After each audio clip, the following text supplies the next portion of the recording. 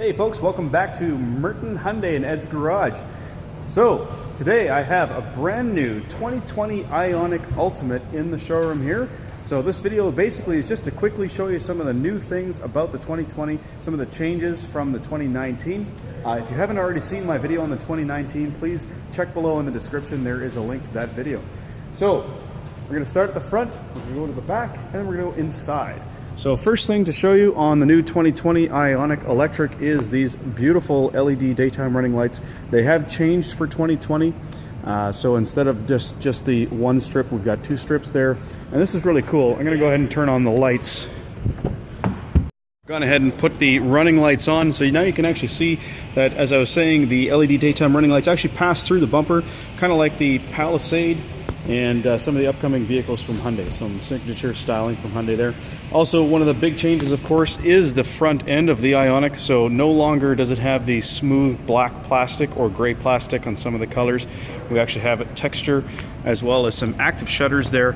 As you may or may not know, this vehicle now has a 300 kilometer range, a 40 kilowatt battery, right? Actually, it's a 38 kilowatt battery, but it is liquid cooled now. So these active shutters open up to provide the radiator with fresh air, so it can cool down battery a little bit more effectively. We still have the nice smooth Hyundai logo in the front. Of course, behind that is the radar for the forward-facing autonomous emergency braking system and the adaptive cruise. Also, the headlights have also changed as well. So as it is full LED headlights now on the Ultimate. So let's go ahead and turn those on.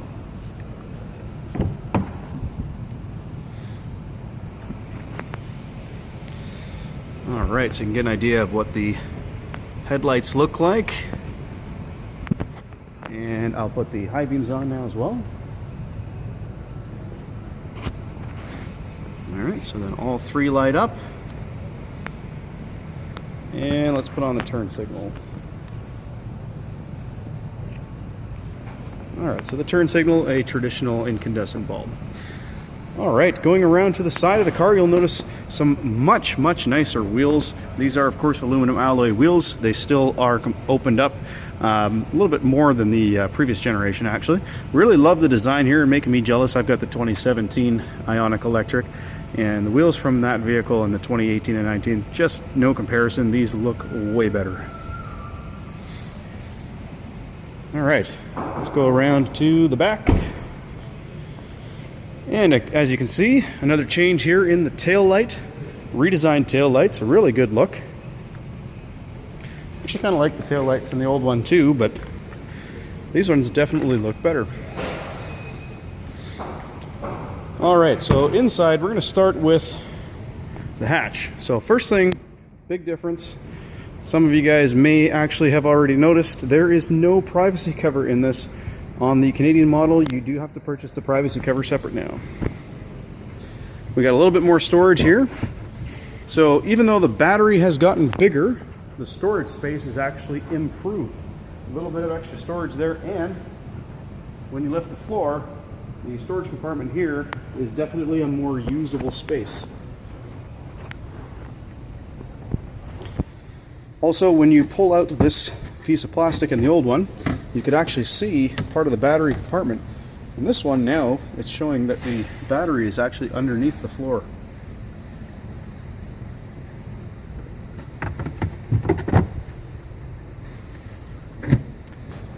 Alright, let's check out the interior. So no changes for the back. That all looks basically exactly the same. Let's see if it's got the little grill in there. Alright, no longer has the air inlet. Of course, the battery is now liquid cooled, so you don't have to worry about inadvertently blocking the air inlet. That's kind of cool. Still has the heated rear seats, and I believe this is actually new as well. This is a nice look to it. It's almost like a, I don't know if that's real metal or not, but it looks like it, and it actually does feel like it as well. Alright, so inside is where a lot of changes have occurred. So for 2017, you could get memory seats. In 2018 and 19, in Canada at least, you could not get memory seating. You now can get memory seating again on the 2020, so that's exciting to see. All right, and sitting inside the cockpit here. So, new instrument cluster, bigger screen. Does some pretty cool things when you switch it over to sport mode, eco mode. And now, of course, we also have Eco Plus.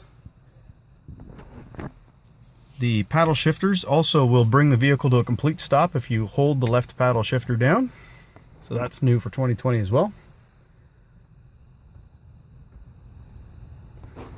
And this, the beautiful 10-inch screen. So instead of just a 8-inch screen, which was recessed into the dashboard, you now have a 10-inch tablet-style screen. And initially, I was not sure if I would like this design or not, but now sitting here, I gotta say I quite like it. It's beautiful. Now there are some touch-sensitive buttons. There is a bit of contention on that in the industry as to whether or not touch-sensitive buttons are easy to use or hard to use. Having spent a little bit of time in this car now, I can tell you this one is actually very easy to use. These buttons are all separated quite a bit, so it's not difficult to hit the right button. You know, you're not having to very specifically, narrowly touch a button. They're just easy to access. You get that little beep feedback when you touch them. And they're really easy to get to. There's also still your favorite button there, which of course is customizable.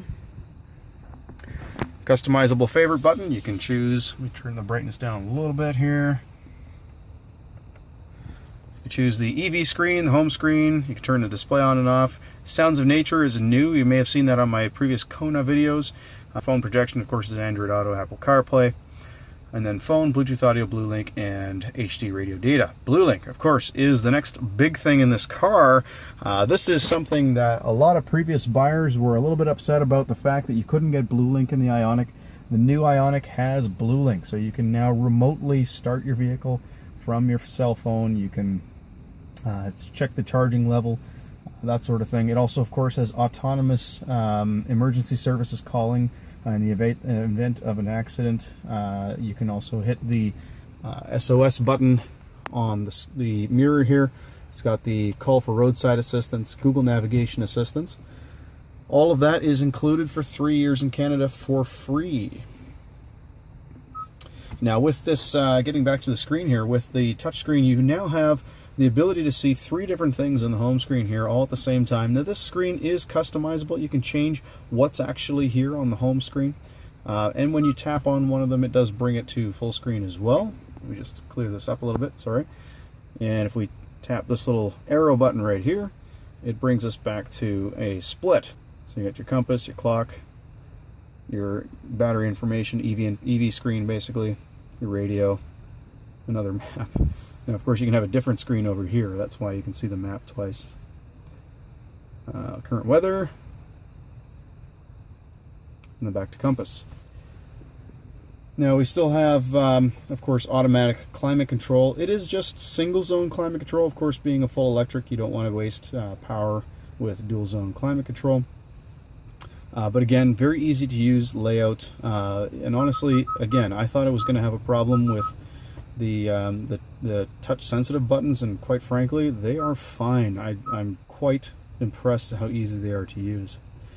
Under that, you'll notice that it is all lit up in blue. Of course, this vehicle has mood lighting, which is beautiful. So that turns off with the headlights. I'll turn this off and on. And then of course we still have the heated seats, heated steering wheel, power e-brake, so nothing's changed there.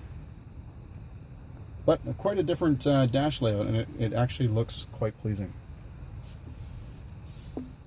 All right, and that pretty much concludes the major differences in this vehicle. I think I've covered everything. So you've got your larger instrument cluster screen, your larger center screen, still the auto-dimming rear view mirror, all the touch-sensitive buttons, the restyling on the front, restyling on the rear, and then we bring back the memory seating, which is fantastic. We really missed that in the last couple of years of this vehicle. All right, well, if I've forgotten anything, I apologize. I'm pretty sure that includes everything.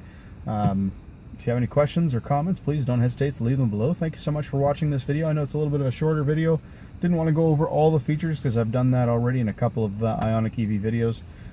This is just basically to show some of the changes in the 2020 Ioniq. So, however, that extra 100K on this vehicle is a nice bonus. I don't have pricing on these just yet, so if you're asking that question, I'm not going to be able to answer it for you. Thank you so much for watching. Don't forget to like and subscribe, and have a wonderful day. Take care, guys.